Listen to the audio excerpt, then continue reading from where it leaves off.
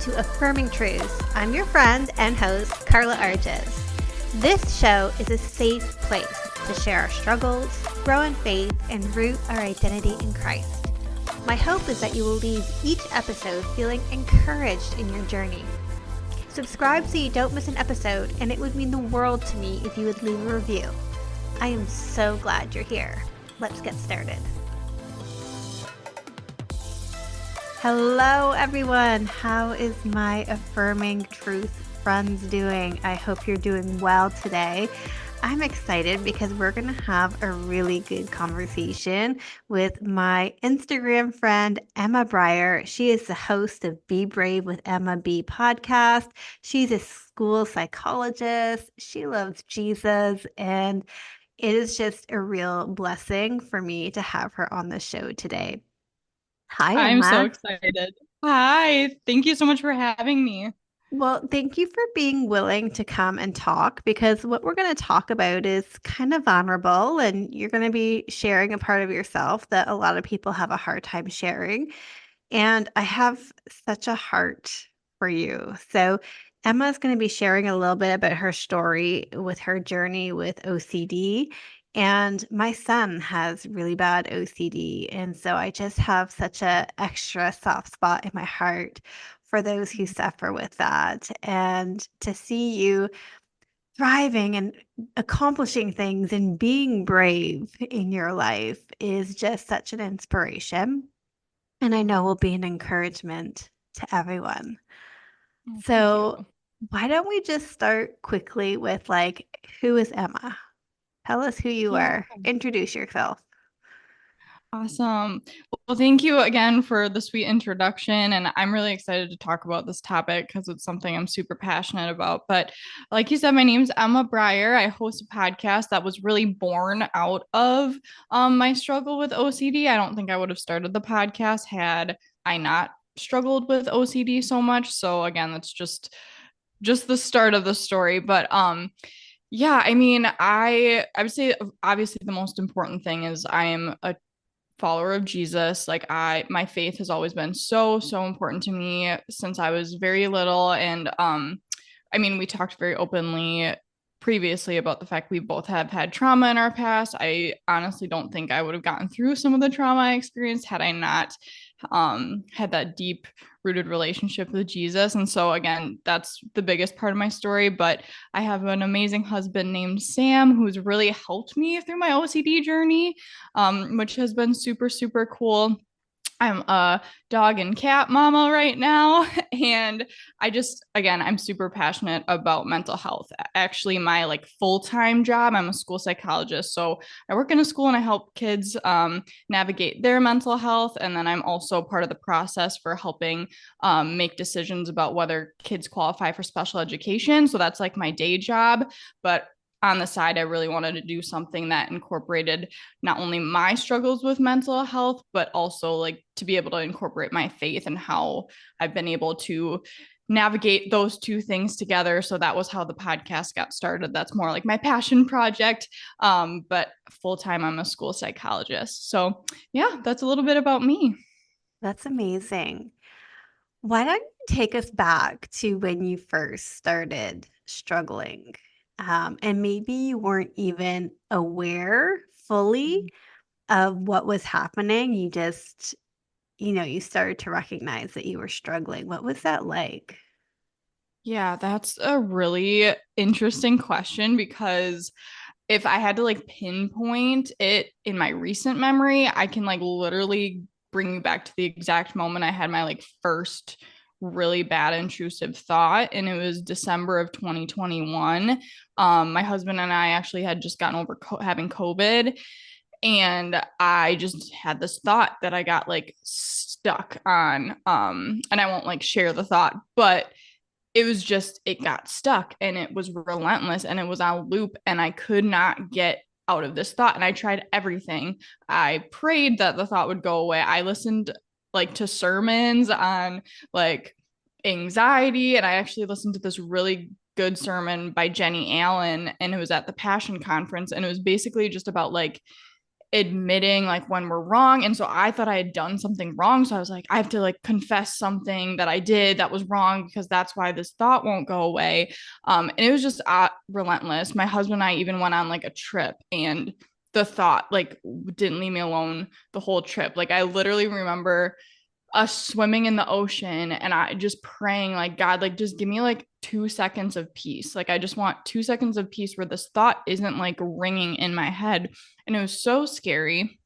And so I like can remember, and that thought like literally lasted like 3 months where it was just relentless. It felt like every single second of my day was just like focused on this scary thought. But looking back, I can pinpoint things in my like childhood that I would like obsess about. It just wasn't to like the same level. So, for example, when I was little, I had to be completely honest about everything. And like, obviously, honesty is super important. But I can remember if I wasn't like completely truthful, like if I didn't tell everybody every single thought that popped into my head, I thought I was like lying. And then I would like obsess about that. Or there's just other really repetitive, obsessive things I did, like dating back to like third grade. And so I think I always had like the almost like predisposition for obsessive compulsive disorder, but it wasn't until like very recently that it was diagnosed and that like I understood like what was happening. So I would say that was the start of the journey. And yeah, it's just kind of continued from then on. So Yeah, I'm a big believer that a lot of illness, both physical and mental, has its roots in trauma. And that yeah. while we may have a predisposition to something, our environment is what wakens Mm-hmm. it up. And that's can be hard as a mom to say that when I have a son that has mental illness, knowing that, part of his early start didn't necessarily start well. Have you noticed any connection between any early childhood trauma to your OCD onset? Yeah, totally. I mean, I am in complete agreement with you.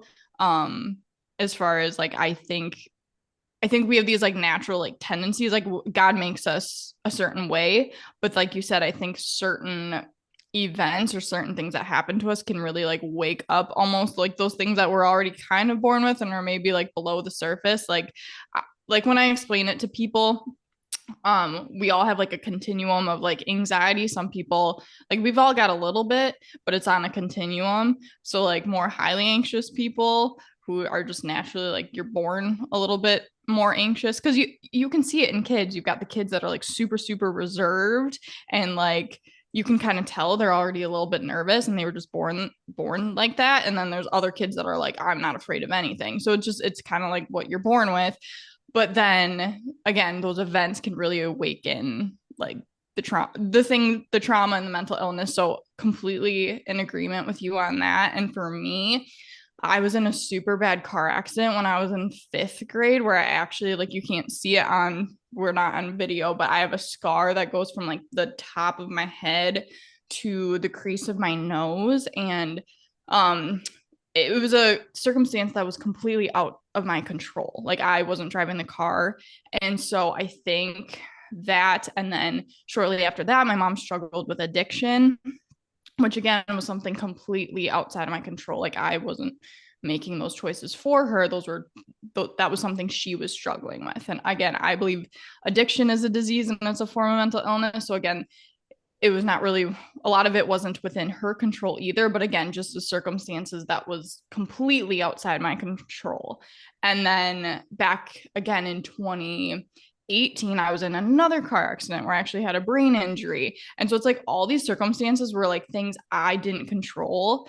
And OCD is a lot of times like trying to control the uncontrollable. So I think it like almost reignited based out of all these things that had happened to me that I had no control over. And the interesting thing was it really flared up when I met my husband. Now, my husband is like, oh, he's amazing. Like he is just such a like a rock for me. And he was so solid and so just like like I knew what to expect from him. And so I almost feel like when we met, it finally gave my like body permission to just like chill out and like relax, and which sounds so like opposite of what you'd expect. But then I think my brain was so used to being in this chaotic state of trying to control things, then it almost like searched. And then all of a sudden, I was having these intrusive thoughts that kind of came out of left field. And so again, totally in agreement with you on like, I think a lot of it is rooted in trauma and trying to control the Mhm. uncontrollable, and then finally being in a restful state. But my body like wasn't used to that. So Yeah. I think even brain trauma has an impact on yeah, it too. I know I've for had sure. 6 concussions, and my last concussion really like flared up my bipolar. And so I think there's a tie there.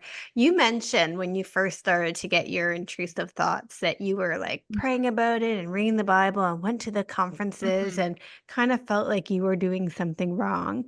Um, Mm-hmm. I think that can often happen in the Mm-hmm. faith environment where the the mental illness is really put on you as a spiritual issue to work through Right. rather than just Mm-hmm. an illness.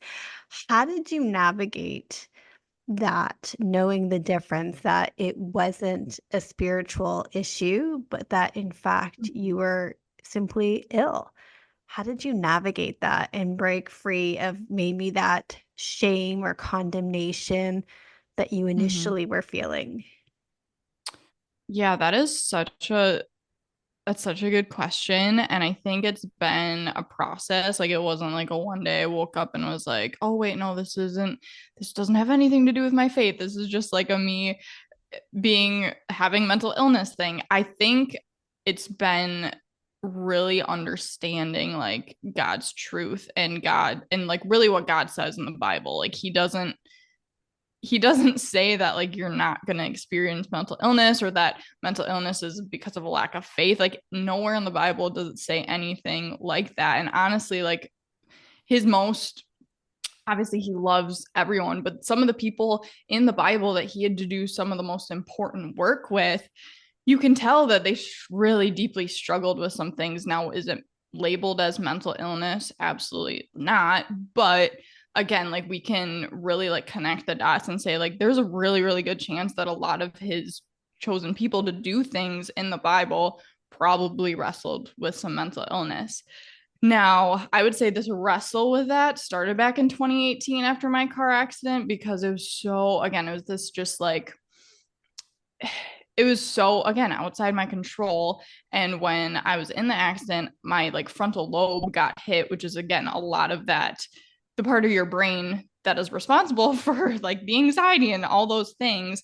And so I was so angry really with God because again this happened outside of my control, and then all the things I was searching for to help like cure this were like, well, just give it over to God or just pray about it or just, and it was just, it made me so mad because I was like, this event like was so outside my control. And the doctors even told me like she's gonna really struggle probably for the next couple of years with mental illness because of the brain injury. I didn't have any like cognitive limitations. It was just, again, that emotional part of my brain was just like all over the place. And so it just kind of began this like really, it began this relationship um with God that I didn't even know could exist because I had to talk to him. I couldn't listen to outside voices. I couldn't listen to all this narrative that if I just prayed about it that it would go away. And I had to figure out like, okay, but who is like speaking truth? And I found some really, really great people who were able to put the two things together. We're able to put like, hey, mental illness is a thing and our faith is absolutely a thing. And those two things can go together. Like they're not separate. And a lack of belief does not have anything to do with why you're struggling right now. And I leaned on my pastor, I leaned on friends, I leaned on just people who I knew like knew truth, and also could help like relate to the mental illness. So I would say that was like a journey. It wasn't a very quick fix. And it was really that relationship with God and him knowing my heart and knowing his heart, and then really being able to like understand like, hey, like he's not mad at me for this. Like he's not, this is not a lack of faith. This is just something he's having me walk through. And now I can kind of see like, had I not walked through this, I don't think I'd have the idea for my podcast. I don't think I'd be able to relate to the kids I work with as well. And so I don't know, it's been a whole journey, but again, I'm so glad that I walked through that, because had it been just, oh, well, if you pray about it, then it'll go away. Had I just been like, oh, I'm not praying enough, I think that relationship, it could have really faltered. But I think the great thing about relationship with God is he's okay if we have to wrestle with him for a little bit, because Hmm. as long as we come back to him, he's going to help walk us through it. And I think it's really strengthened our relationship, which is the cool thing. And that's how our relationships on earth here are too. It's like the closest relationships you have aren't the ones that have always just been super easy. They're the ones where like you've gotten through the hard times together. So Mm. I've often said that my struggle is actually the tether that keeps me close to God. Because yes. if I didn't have my struggle, I'd be prone in my own prideful ways to do things my way. And there's Right. almost been a safety in keeping me close to God and to his heart in this. Mhm. Absolutely. Totally How agree. how did you see God's fingerprints show up when you're struggling? Because I always say they're there. Sometimes we don't see them until Mhm. retrospect, but God's Mhm. fingerprints are always there. What are some ways that you've seen his fingerprints throughout this struggle and this journey? Oh, man. I love God's fingerprints. That's such a sweet. I always say God winks, like when he's winking at you and Yeah, saying like, yeah. "Hey, I got you." I love the fingerprints. I just love all those different things for like, yep, he's here. And holy moments and moments where God is present are so evident today, but we really just have to keep our eyes open to it. But man, I mean, I can think of so many different ways. I can think of just like people I've been able to talk to and relate to because of the fact that I have OCD. Like I've just been able to have conversations with people that I would have never been able to have had I not walked through that, because it's just such a, especially when I went to treatment. So like I talked very openly on my podcast about the fact that like while I was a school psychologist, I went and sought out mental health treatment and like intensive mental health treatment. And that for people has been very like eye opening, because I think people assume like, okay, well, you're a mental health provider, you don't need any help, like your brain's just perfect. And I honestly almost think the like opposite is true. Like people who have had their own struggles want to then help others because of the things that they've learned. And so I had to really really take care of myself and like not like put myself first, but in a way put myself first so that I Mhm. could then continue caring for other people. And that for people was really eye opening, because I think, especially when people meet me, like I'm a super positive person. I love people. I'm outgoing to a point. I'm actually a little bit more introverted than I think people think, but I had this very like brave face. And then when people understood, like, hey, but she's actually like going through something and she's seeking out help for that something she's going through, I think that was really helpful for a lot of people, and for them to like understand um that like just because I had this like appearance of like having a really joyful attitude, like I was still walking through really hard things. I also think again, God just like planting this idea in my heart of starting the show where I ask people what's the bravest thing that they've ever done, because that just became a question on my heart. So I'd be in passing and I'd just ask people like, what's the bravest thing you've ever done? And it would create this crazy conversation that a lot of times would lead back right to God and something that he had done in people's lives. And it was so cool. And so again, all those little moments were like either relating to people or becoming someone that people were like, hey, like she can still have a really positive outlook on life, even though really hard things are going on in her life. So I think it was just a mixture of that relatability to people and being able to really foster relationships. And then also just this idea for the podcast, which is something that I don't think I would have otherwise come up with. So I mean, there's so I could think of like 100 different other ways, but those are just a couple different ways that I think God really showed up and kind of either had his fingerprints or winked at me and was like, hey, I got you and I'm going to use this. Yes, and he does use it, right? Like I always try to tell people not to invalidate their pain. Your pain is real. Your experience is real. Your trauma is real. But if we allow God into the spaces of it, he redeems it. And often he uses the very thing that the enemy wanted to use to break us, to bring Mm-hmm. purpose and meaning to our life. Because I For often sure. say the same thing too. If I hadn't gone through my struggle, I wouldn't have my podcast today. Mm-hmm. I'm a Christian mental health coach. The same So way that cool. you're a school psychologist, having lived experience brings another level of expertise because it's not just book knowledge that I bring. Right. It's not just Mm-hmm. Bible knowledge that I bring, but I bring lived experience. For And sure. so, Which Emma, is so cool. your lived experience is going to be such a blessing, is such a blessing to people. What would you say to the person that is struggling to get their eyes off of their pain in order Mm-hmm. to see God winks in their life? How would you encourage them to focus or refocus their attention? Because it can be all Mm-hmm. consuming. You know, you've walked through it. It can be all consuming. Absolutely. And yeah, that's such a good question because I mean, when you're in the thick of mental illness, and like some listeners probably completely can relate to what I'm talking about, whether you've had like an anxiety attack or whether you're in a wave of depression, it's like it's so much that it's so hard to see like any light through. And there were some times where I was again just really frustrated with God of like, hey, I feel like I'm doing the right thing. Like I'm in a profession where I feel like I'm able to like give back and I tried to live very like by the book, I guess. Like I tried to do the right thing all the time. So I just did not understand like why he was having me walk through this really hard season. And so again, sometimes it was really hard to look up at him. So that's the first thing I'll say is like it was not perfect. It wasn't like through every OCD episode, which is what I call when it flares up really bad and I almost can't focus on anything else. I can't say that every single OCD flare up, I was able to just be like, oh, but God, like I can see you. I know you're there. Like I'm just being completely honest because sometimes it was super, super dark.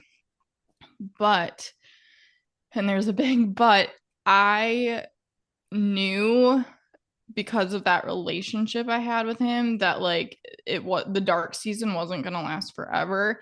And I think this comes from the book of John. Yeah, it comes from the book of John, and it's whoever believes in me shall not dwell in darkness. And the word dwell just means like you're not gonna stay there forever. So that's a really powerful verse that I've always kind of held true on my heart is like you're not going to stay in darkness forever. And again, God's not going to be mad if you're in that dark for a little bit, but he wants you to approach him as soon as you can. And again, you're in that darkness, but try to find him, try to search for him. And yeah, you might be in that dark place for a little while, but like he's going to pull you out of it. And that's what I always had to remind myself. Like it's not going to stay dark forever. I also think that it's so, so important for people to get help and look for resources because yes, I believe that God can work miracles and God can heal and he can do everything he says he can and he can do anything.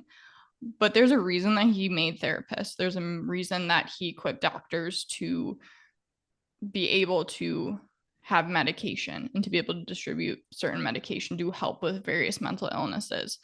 And I feel like we can't see those two things as separate things. Like God creates everything with a purpose. And so that's why it's so important when you're in those really, really dark places. Like, please seek help. There's Mm. so many good resources out there right now. And It's as simple as Googling, whether it's like I know Psychology Today has a list of really good therapists. I mean, I haven't used that myself. I use like a local agency, but there's local agencies you can contact for therapy that you can make. I know there's like telehealth now where you can talk to a psychiatrist. Like there's just so many different avenues. And I don't want people to get stuck and think that they can't search for help, because help is there, and like people want to be able to help you through this. So I think to get out of those really dark places, it does take getting treatment. And again, for me, there was a season where the OCD had taken up so much of my life. I've talked a little bit about this, but truly, like my wedding day, I had an OCD episode right before I walked down the aisle. And I'll share this one with you. I thought I had skin cancer because someone had pointed out something on my lip that like was like kind of a deformed shape, and then I couldn't get that out of my brain for my entire wedding day. And that was kind of like the last straw for me. Same on my honeymoon. Like I got focused on something on my honeymoon and couldn't. And I'm like, if I can't be present in these moments, and again, I have had a faith at that time. I had a relationship with God. It wasn't like I didn't have one. And I talked to him about it. And I still needed to go get help and needed to go get treatment and needed to get the right treatment for the specific thing I was dealing with. And so I hope that answers the question, but like God is always there and he's going to pull you out of that dark place. But sometimes it might be seeking really practical help that he offers in this world. I often say, we pray for healing and God will send us a therapist or send us the medication. Mm-hmm. And for some reason in the mental health space, we reject that and we only want a supernatural touch. And in my Mm-hmm. experience, God's healing often comes through other Mm-hmm. resources and other people. And that is the Right. answer to prayer. And it Mm-hmm. certainly has been a blessing in my own life for sure. You are just Absolutely. such a remarkable young lady. I just, want to speak over you right now that, God has a hope and a future for you, even beyond what you can imagine. And be brave with Emma, and your work as a school psychologist is just the beginning of how God wants to use you and empower you to make an impact for his kingdom here on earth. And so I want to encourage you to keep walking with God and keep using your voice because it is so needed in this space. Well, thank you. I really appreciate that. That's like, yeah, that was something that my heart needed right now. So I'm just so appreciative of you, Carla. And I'm appreciative of the work you're doing, because truly like the way you are normalizing the Christian like values and how and the faith and the relationship with God in combination with what you've learned through your mental health coaching, like just all the content and the beautiful things you're putting out in the world, I am very inspired by. So I'm really thankful for you as well. So thank you. Oh, well, is there anything that you want to say before we wrap this up as a word of encouragement to anyone listening? Yeah, I would love to. I would just say like, hey, one thing I've been hearing a lot lately, and I just recently created a little video about this, is like a lot of people say like, well, I'm just not a brave person.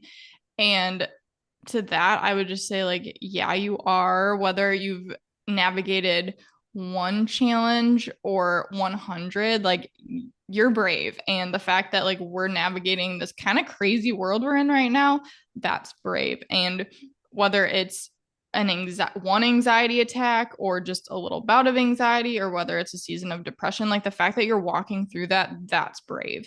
And so I think we also really need to reframe what is bravery, because bravery isn't jumping out of an airplane and skydiving. It's not climbing the tallest mountain. It's like the daily choices we make every single day to walk with God and to each day try to become a better version of ourselves so that we can show God's light to the world. Like to me, that's bravery. And so again, that's just kind of like the mission behind the podcast, and also just like normalizing that a lot of people have walked through some really challenging things, and the fact that they're able to then share those things with the rest of the world, that's brave too. So again, that's kind of the mission behind the show, and I'm just really, yeah, thankful to you, Carla, for being able to have this conversation with you today. Has been so cool. So again, that's just a little word of encouragement, but that, yeah.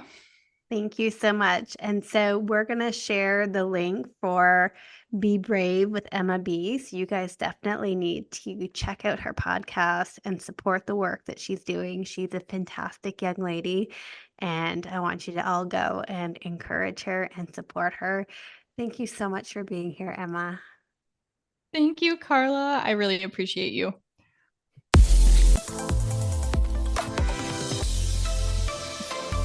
Thanks for joining me today. I hope we're already friends on social media, but if we're not, come find me on Instagram at Carla Arges or at Affirming Truth. Can't wait to see you back here next week. Bye, friends.